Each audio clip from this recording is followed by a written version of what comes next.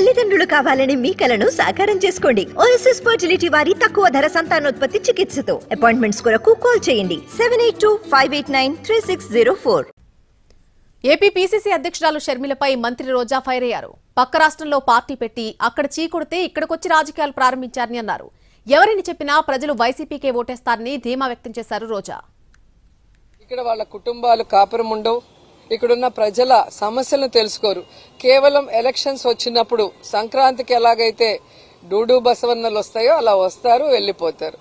ఈరోజు ఒక పార్టీ పెట్టి తన తండ్రిని అభిమానించే వాళ్ళకి తన తండ్రి లేరు అని, ఇక మాకు లైఫే లేదనుకొని ఏడుస్తూ ఉన్న ఈ రాష్ట్ర ప్రజలకి రాజన్న బిడ్డ నేనున్నాను, రాజన్న రాజ్యాన్ని తీసుకొస్తానని పావురాల గుట్టలో ప్రమాణం చేసి ఆ తర్వాత ఎన్ని కష్టాలు, ఎన్ని అవమానాలు, ఎన్ని తప్పుడు కేసులు పెట్టి ఆయన్ని జైల్లో పెట్టినా కూడా ఏ రోజు ఎవరికి తల ఒగ్గలేదు.